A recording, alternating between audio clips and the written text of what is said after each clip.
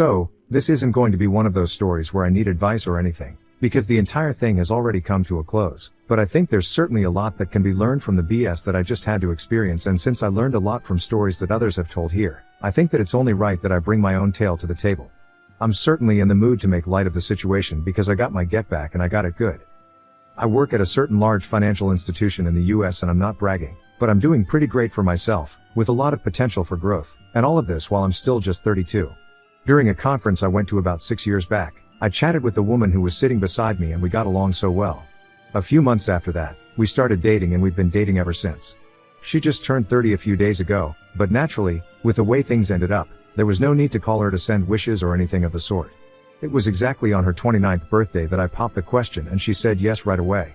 There's a bit of a smile on my face looking back at that because it was one of the happiest days of my life, and I'm sure of hers, but that's soured a lot now.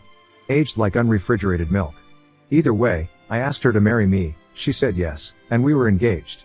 Happy days, am I right?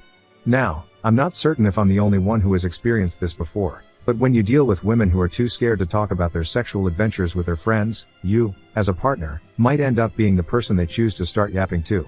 I've had this happen in 2 separate relationships, of which this was one of them.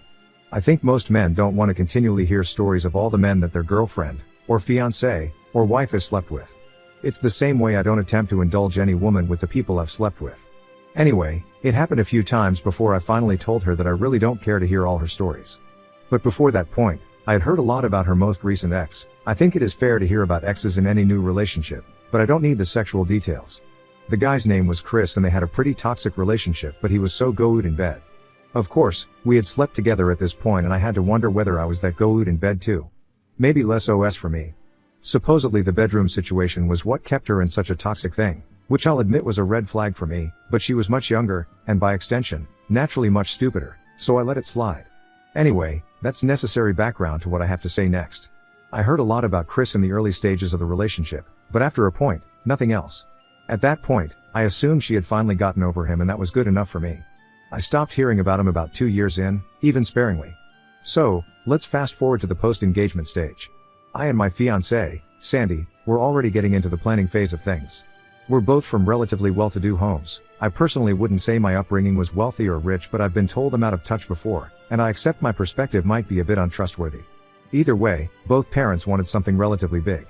I was fine with a friends and family type of situation, no uncles or aunts I hadn't seen since I was a toddler, but everyone, including Sandy, wanted it to be spectacular, so I gave up and let them have their way. Now, here's where things get fun. Admittedly, this is where things went to hell for me back then, but as I said, I'm trying to be relatively lighthearted with the situation now. We were searching for a venue, and everyone wanted something in some kind of scenic location, like a private beach, a 10,000-year-old church, city hall, and on and on. Fortunately for me, I made it clear that I was fine just finding an event space in the city, but I was told I didn't have vision, so I told them they could do all the groundwork regarding the location. I wouldn't be stressing myself over something I wasn't that concerned over. So, regarding a venue, Sandy told me that she was going to check out 3 of them with a friend, and I was totally fine with this. I mean, what was there to object to? She's been with a friend to try out caterers and to look at dresses, so big whoop. So the day goes by and she tells me that she checked out a few places with this friend and that a certain old church was tickling her fancy quite nicely. She said she was going to check it again, in a few days with the same friend, just to make sure she still felt the same way about it, and I told her that was fine. Because once again, I didn't care about the venue and there was nothing that I could see to make any aspect of the situation seem off. Eventually, she went back to check the venue out with her friend again, and the consensus was that it'd be the place for her, so we put our name down and we'd have to pay a deposit within 30 days to book the day for ourselves. I eventually did, so the venue was set. Now, everything went swimmingly for the next few weeks. Wedding preparations continued along just fine, with additional things being settled, but for the most part, we hadn't put down too much money. I am very fortunate to have had things happen the way they did, because one day, when my wife went to sign for a delivery, she left her phone on the kitchen island, and who do I see a notification from? Chris. You there, babe? I was very tempted to go through her messages, but she came back within seconds, holding the package she had picked up. I had no confirmation that it was the same Chris, but if there was another Chris calling her babe, I think that'd somehow be worse in its own special way. It had to be her ex. Now, I was able to keep my emotions in check, because I know how guys can be. He could be an ex being pushy or trying his luck with pet names and sexual innuendo, and she might be completely unreceptive to it. But as long as she had no idea I knew, I could wait for an opportunity to read more. That opportunity came about 10 days later when her friend came to pick her up to go look at flower arrangements. She just happened to forget her phone, which was perfect for me. There was a chance of her coming back to get her phone, but I wasn't going to waste the chance, so I picked it up and went straight to her messaging app and looked for Chris. They had been talking. In fact, they had been talking a lot. There was a lot of regular stuff there, some talk about the wedding. He mentioned the venue and how beautiful it was, saying we should go there again sometime. Outside of wedding duties.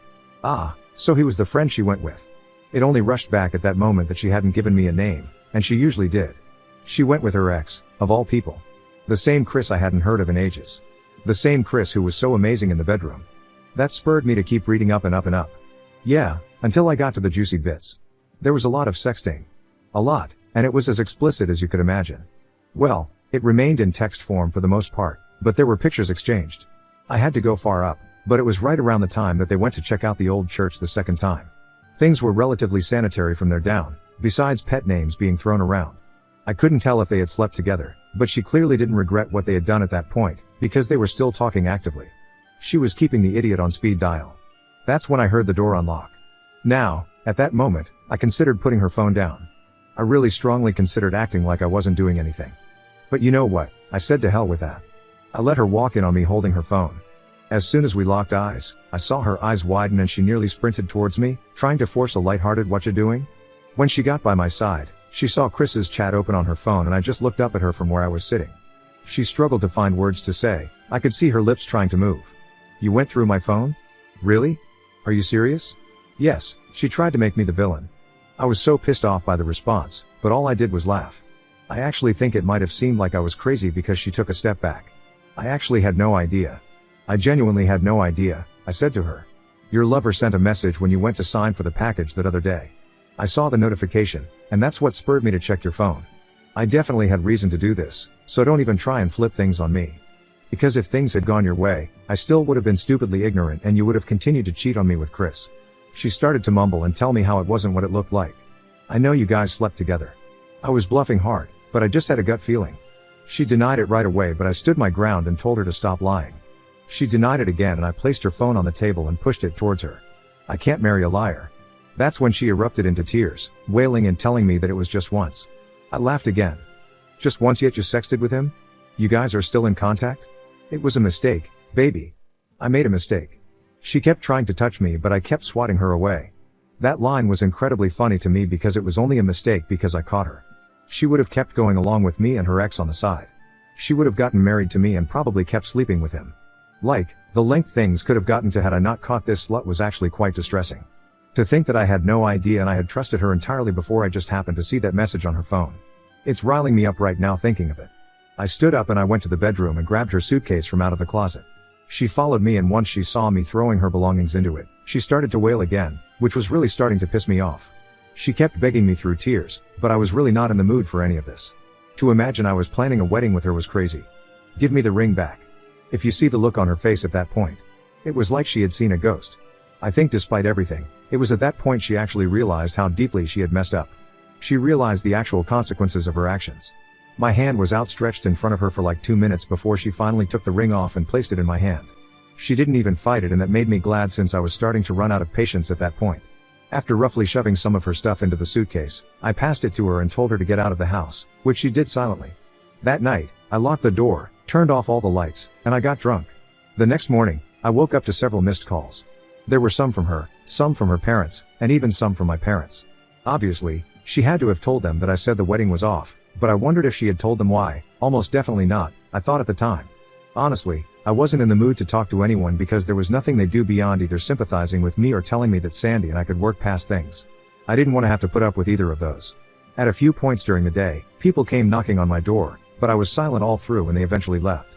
It wasn't until the next day that I created a group chat and added both sets of parents, Sandy, and her siblings. I wrote a very long message detailing absolutely everything that happened, in as much detail as I cared to include at the moment. I didn't care that her parents were there or that mine were there. If they were going to have any input on the state of the soon-to-be cancelled wedding, they'd need to know exactly where I was coming from. So yeah, I told them absolutely everything. It was tiring recapping the whole saga, but I did. The group chat was silent for a full hour after that, even though I could see that several of them had read the messages, including my ex-fiancée. The first indication I had gotten that someone had actually comprehended the entire thing was when my dad called me. I remember exactly what he said. "Son, I'm sorry. You made the right choice. It'll hurt, but it was the right choice." That stuck with me because a weaker man might have gone back to his vomit when the pain got too strong, but I never even considered it every time I remembered that line. Throughout the day, I got messages and calls, some of which I replied to, some of which I ignored. It was clear though, that everyone had gotten the news and there was no point talking to me about it because my mind was set. That right there, was pretty much the last time our wedding plans were so actively spoken about, at least to my knowledge. Her parents never tried to plead with me because I assumed they had the sense to know their daughter had messed up immensely. But the thing is, that wasn't enough for me. It really wasn't. I really had to make Sandy hurt the same way I did because calling off an engagement isn't real pain for her if it was merely the consequences of her actions. The first thing I wanted to do was get at Chris, but I really couldn't figure out how. I had no real dirt on him, though I did hope that Sandy would want nothing to do with him, seeing as he was the root of all the embarrassment and pain she had gone through. After all, her immediate family all knew she was an unfaithful hoe, and that was satisfying. It probably would have helped if I had come to ask for help here on how I could get back at Chris, but honestly, my mind wasn't in the right place at the time. I hope you can understand that. So I let him go despite not wanting to. However, the real person I needed to get back at was Sandy, and I had a plan. Here's the thing, we weren't together anymore. Anyone I chose to sleep with at this point was entirely fair game, even if it were her sister. No, I wasn't planning to sleep with her sister, I'm just making a point. The thing was, I wanted to make sure it had hurt her a lot, so I had two options: sleep with the people she loves the most, or sleep with the people she hates the most. Considering how our relationship had gone down the toilet, all her best friends would have been aware and they'd be difficult terrain for me to navigate. However, the people she hates would be a different kind of evil. I mean, if you're reading this, think about it. How would you feel if your partner slept with the annoying guy at the office who you absolutely hate? It'd make you hate him even more, but it'd also hurt a lot because you're sharing your partner with the last person on earth that you would have chosen. That was my reasoning. So, I had to go through my head to figure out a few female coworkers that my wife had complained about a lot. Top of the list was a Sophia, who she hated because she thinks she's all that, which was probably girl speak for feeling threatened by her. That might have meant she was a hottie, and I was excited to find out. There was a college classmate called Melissa. They used to be friends, but then Melissa slept with one of my ex-fiancé's exes and they had a huge falling out, and Sandy's hated her ever since. Finally, I could recall a Japanese girl called Toki, and Sandy explicitly said I hate her because she tries to act all dainty and cute and the men drool over her like fools.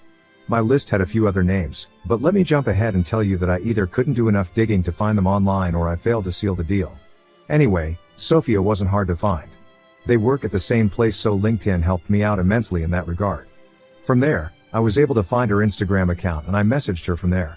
I use IG a lot, and I'm not trying to be conceited, but it's a pretty attractive page to those who like slightly lavish lifestyles.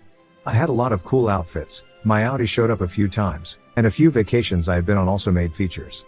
When I followed Sophia, you followed right back within minutes, and I sent her a message. I played my usual slick talk and I could clearly tell she was into me. This went on for a day more before I asked her if she'd like to go on a date, and she said yes. I made it very clear that day to take several photos of her and with her, and I made sure she looked amazing in each one. That date had a happy ending, if I say so myself. The next one was Melissa. Now, at this point, I realized that I was doing a lot in the name of revenge, but I was committed. Melissa lived 2 states over, but I still sent her a message on IG anyway. The problem was, and I didn't bargain for this, she recognized me. My wife and her had not kept in touch, but I guess Melissa made it a habit to keep occasional tabs on her life out of hate or something, and I certainly showed up on my wife's social media. I was found out, so I went for an honest route. I let Melissa know I had split with Sandy and she said, "Good, I hated her." The next message: "Oh, I'm sorry. I know you must still love her." I told Melissa that, no, I did not still love her, and I was looking exactly for someone who I could share my hate with. She started a voice call with me immediately after that message. I did find that odd, and we got to talking about my ex-fiancée. At a point, I just blurted out, "I want to get back at her," and Melissa, apparently a chronic homewrecker, said, "You could sleep with me." At this point I could see why Sandy hated her back then, but this just worked in my favor. See, setting things up was incredibly easy. I flew over on a weekend, Melissa and I went bowling and sightseeing in her city, again, with lots of photographic evidence for my devious purposes, and then we went to her house and had some fun. She even let me take some very suggestive photos of her. Apparently, the hate between the two of them was a lot deeper than I envisioned. Finally, it was time for Toki. I was lucky with this one because I found her on Tinder. I had no idea what she looked like, but the name Toki was certainly not common for the area I lived in. I matched with her right away and I sent her a message. She was pretty slow with her replies, and when I proposed a date, she said she wouldn't be available for the week. It took a while for me to seal the deal, especially because when I eventually went on a date with her, it took 3 dates to get anything to happen. I got my photos though, of course, all taken with her fully aware. It took exactly 6 weeks for me to finalize all of this, and I won't lie, I really wondered whether I was a psychopath to go through all that trouble to get back at someone. But I knew I'd finally feel a lot better at the end of it, so I brushed those feelings aside. I texted Sandy out of the blue one day and it took her ages to reply, but she eventually did. We got through some very awkward pleasantries, but I told her I wanted to meet up with her, though I didn't tell her what for, and I'm certain that got her hopes up. She told me she could be ready in 15 minutes, but I insisted that we meet in 3 hours because I really wanted to drive her crazy with the suspense. No, we were not getting back together, but I bet that's what she thought. Finally, the time came, and I met her at a park. She was there before I got there, which was unsurprising since I had been as sluggish as possible while preparing. She stood to hug me and I accepted it. It was easier to get her hopes up if I wasn't too cold. We went through a bunch of dry pleasantries before I took out my phone and sent her a bunch of media. I told her to take a look. Her straight face melted into a frown as she opened the photos I had sent to her. The first face she saw was Sophia, and she said, "Why are you showing me this?" But before I could answer, she scrolled to the next picture, which had me and Sophia in it. Then she kept scrolling, past the Sophia pictures to the Toki ones. She was a lot of fun to be around. I made sure to say that extremely casually. I saw tears welling up in Sandy's eyes as she kept looking. Then, she saw Melissa. First, a video of me and Melissa bowling, and then the more explicit one. She literally watched that video loop 3 times before I said, "None of these women were as bad as you made them seem. In fact, they were all a lot better than you, especially where it mattered most." She flipped out. She stood up and started howling expletives at me. She kept pointing her finger at me aggressively, and I wondered if she was going to feel the whim to hit me at any point. But she just kept screaming and shouting about how I was a scumbag and how I was a piece of crap and on and on. Honestly, I kind of zoned out because I was reveling in the way she was shaking with rage. At a point, she said, "You made it seem like you're a saint, but you're worse than me." I stopped her there. I wasn't the one who reconnected with my ex, slept with him, kept having charged conversations with him, and did that all while I was engaged. I am not engaged now, and that's because of everything you did, so if you're mad, you can only be mad at yourself. I said all of that calmly and I stood up. Really, you can only be mad at yourself, Sandy. This was simply what you deserve. She started to cry again, and this time, she looked truly broken, but that was it for me. Seeing that look was like closure. I truly felt satisfied that I had done what I needed to do. Since then, I haven't heard from her, even when she turned 30. But to be honest, I prefer things that way. I don't know if this is practical advice for anyone, but don't think that any woman is beyond cheating, because that's what I thought about my ex-fiancée and I was proven so wrong. If you can sign a prenup, please do, because I was lucky to get out of my situation before marriage. All I can really say as a parting note is that you should always stay vigilant. If you need to check her phone, do it, especially if you have reasonable suspicion. It's not worth it living with someone who is giving you trust issues. I managed to get out of my situation, and for the sake of all you younger, and even older, men out there, I hope you do too.